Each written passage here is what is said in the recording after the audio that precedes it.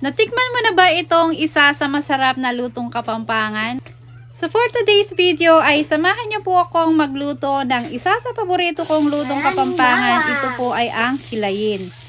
Isa itong putahe na hindi nawawala kapag may handahan ho sa amin. Mapa-birthday, fiesta, or kahit anuman pong okasyon. Bukod sa simple lang po yung mga rekado nito or mga sangkap niya ay ito din po yung ulam na mas lalong tumatagal, mas lalong sumasarap. Para din siyang paksiw.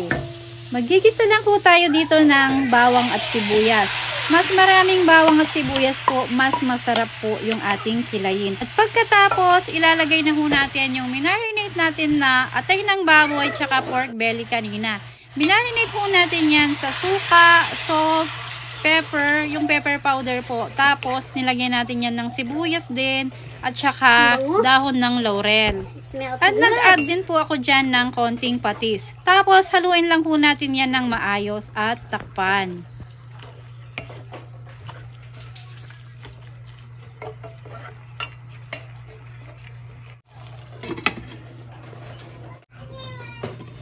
Tatakpan lang po natin to ng mga 3 minuto hanggang sa lumabas po ang sariling tubig ng ating karne.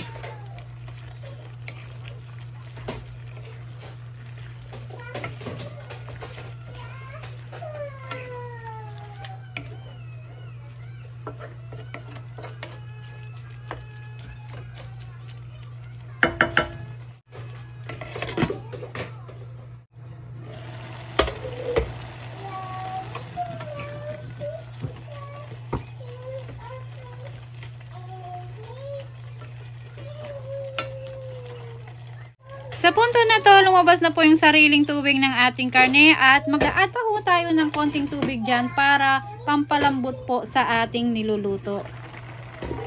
Pakukuluan ho natin to ng mga 10 hanggang 15 minutos mga katropa hanggang sa lumambot po yung ating baboy.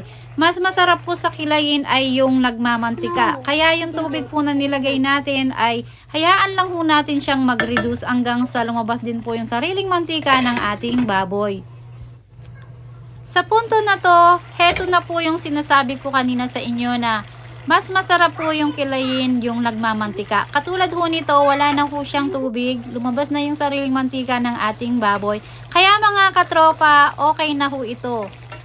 Sana po ay nagustuhan nyo ang ating simpleng ulam recipe mga katropa. Thank you for watching. Bye!